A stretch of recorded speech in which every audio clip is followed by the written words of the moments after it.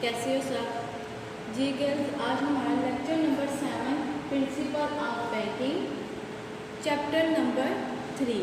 हमने 2 चैप्टर पढ़ लिए हैं, फर्स्ट और सेकंड। आज हम स्टार्ट कर रहे हैं चैप्टर नंबर 3 जिसका नाम है ई banking. E banking means electronic banking. ठीक है, आज हम देखेंगे कि इस चैप्टर में इलेक्ट्रॉनिक बैंकिंग क्या है। जी गर्ल्स, चैप्टर नंबर 3 में हमें क्या सीखना था? ई बैंकिंग, इलेक्ट्रॉनिक बैंकिंग। ठीक है, इलेक्ट्रॉनिक बैंकिंग मीन के हम इलेक्ट्रॉनिक तरीके से कैसे बैंक में लेन देन कर सकते हैं। इसके फायदे क्या है, एडवांटेजेस क्या है? Advantages of e banking. सबसे पहले फायदा किसको है? कस्टमर को। दूसरा फायदा किसको है? बेनिफिट टू बैंकर को। और थर्ड फायदा क्या है? Benefit to economy. क्या फ़ायदा है? सबसे पहले खातादार मीन्स के कस्टमर को। 3 फायदे हैं इसके।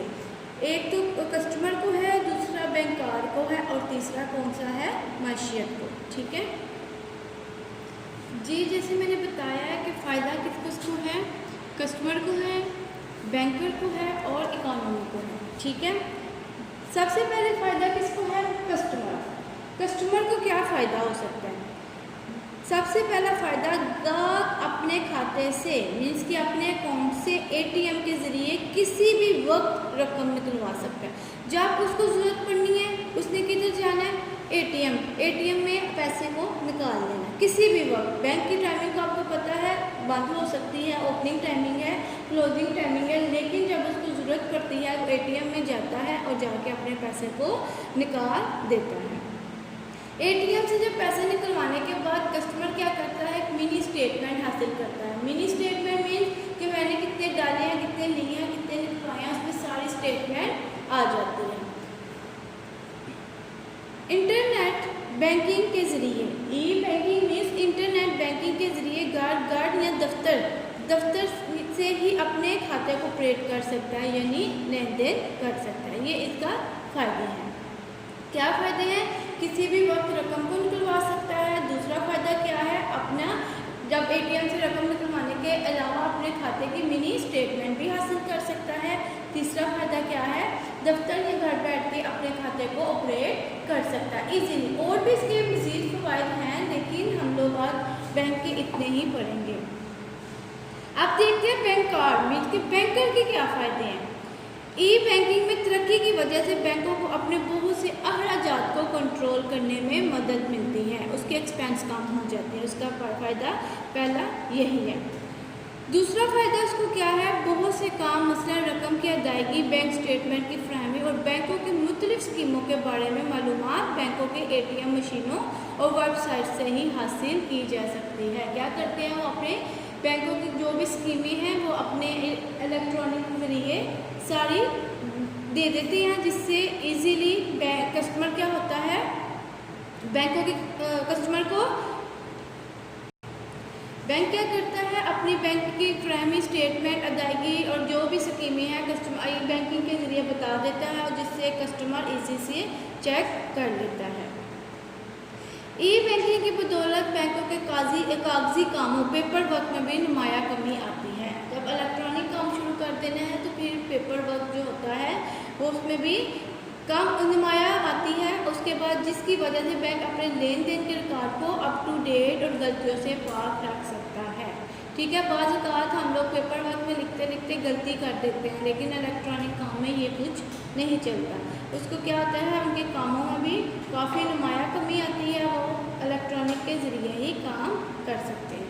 तीसरी मैंने आपको बताया था बेनिफिट टू इकोनॉमी, हमारी माशियत को क्या फ़ायदा होता है। ई बैंकिंग की वजह से कारोबारी अदारों और लोगों को लेन देन में बहुत आसानी होती है, इसलिए वो अपनी पैदावारी सलाहियतों को कारोबार की तरक्की के लिए बेहतर तौर पर इस्तेमाल करके माशी तरक्की में मावन साबित हो रही हैं। मुल्क में माशी और निज़ामी बैंकारी तरक्की के सबब लोगों को ज़्यादा रोज़गार के मौके मैसर हो रही हैं, जिससे लोगों की आमदनी में इजाफा हो रहा है और इनका मेयार ज़िंदगी भी बेहतर हो रहा है। ठीक है, ये क्या था? सबसे पहले कस्टमर का बेनिफिट था और उसके बाद बैंकर का और इकोनॉमी का बेनिफिट था। क्वेश्चन नंबर हमने पढ़ लिया था कस्टमर के फ़वाइद, ठीक है। अब क्वेश्चन नंबर 2 है, what are the product of e banking.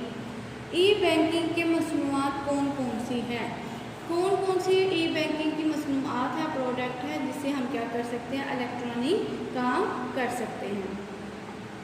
Electronic E banking के तहत तजारती बैंकों ने अपने ग्राहकों के लिए मुदर्जा ज़ैल मसनूआत खदमात फराहम की हैं। The commercial bank are provide following services to their customer through e banking. First, credit card, ठीक है।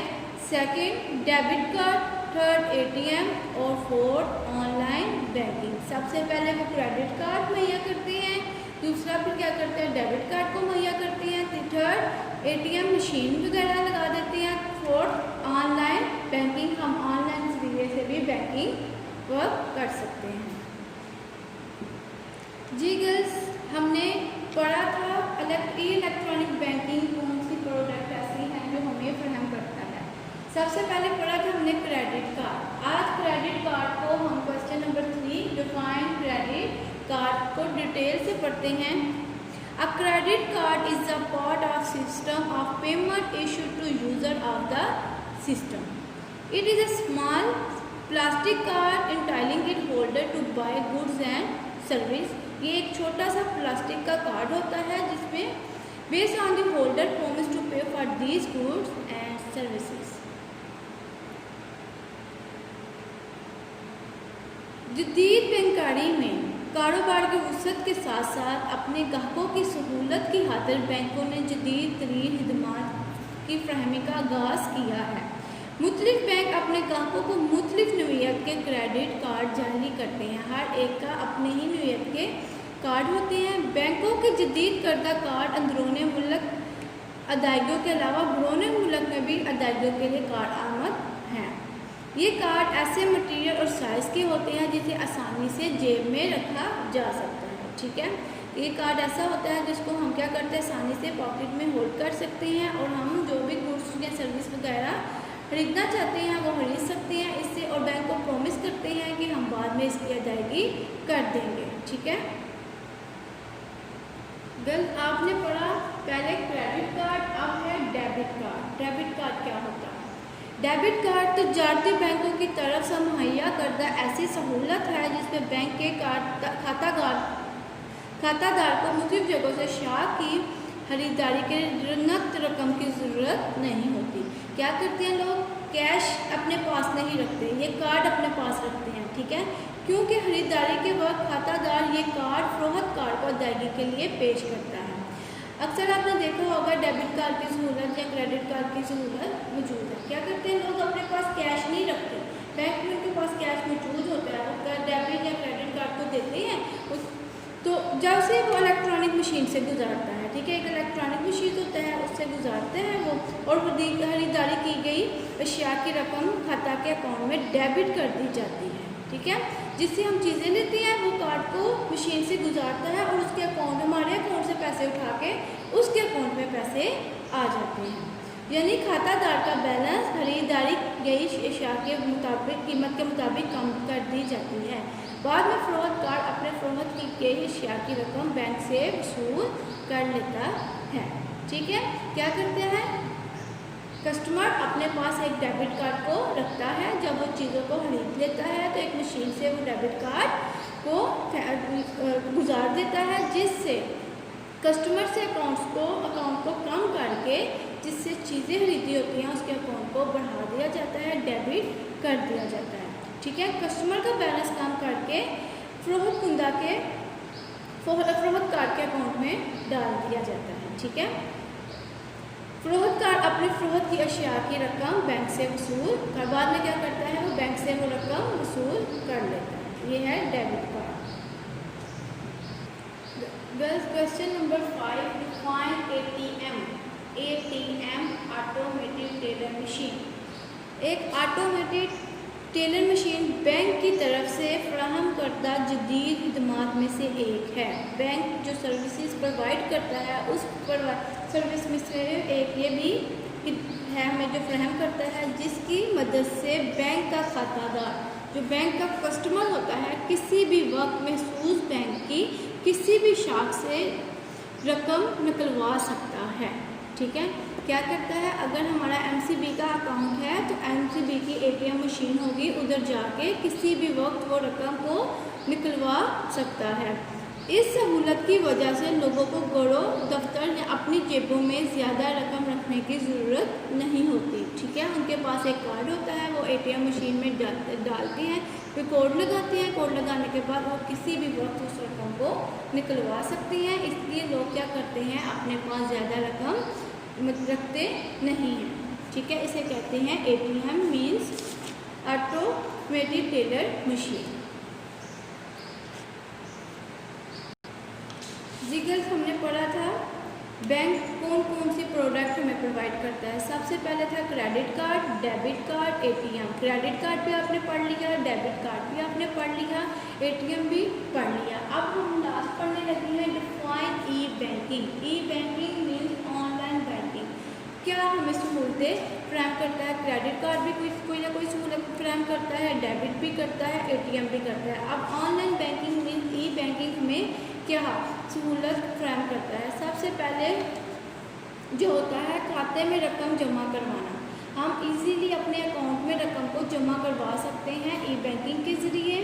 बैंक से रकम निकलवाना, इजीली हम बैंक से अपनी रकम को भी निकलवा सकते हैं ऑनलाइन के ज़रिए। और रकम की मुंतकिली या अदायगी, अपनी रकम की अदायगी और मुंतकिली भी इजी से कर सकते हैं। ये इसकी बेनिफिट है। सब हमने डेबिट कार्ड का भी कोई ना कोई था, क्रेडिट का भी था, ATM का भी था। अब हमने ई इलेक्ट्रॉनिक पढ़ा।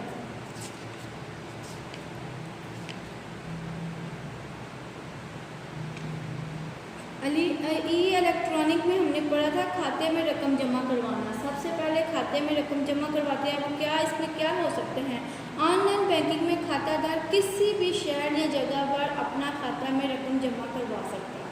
ठीक है, पहला पॉइंट था खाते में रकम जमा करवाना। ई बैंकिंग में क्या करता है, कस्टमर जिधर मर्जी हो लेकिन वो अपने किसी भी शहर या जगह अपने खाते में रकम जमा करवा सकता है। बैंक से रकम निकलवाना, ऑनलाइन बैंकिंग में बैंक की एक ब्रांच का खातादार कस्टमर जो होता है इसी बैंक की किसी दूसरी ब्रांच में चेक पेश करके रकम निकलवा सकता है। ठीक है, क्या करता है, एक ब्रांच से दूसरी ब्रांच को क्या करता है, अपनी रकम चेक पेश करता है और रकम को इजीली निकलवा सकता है।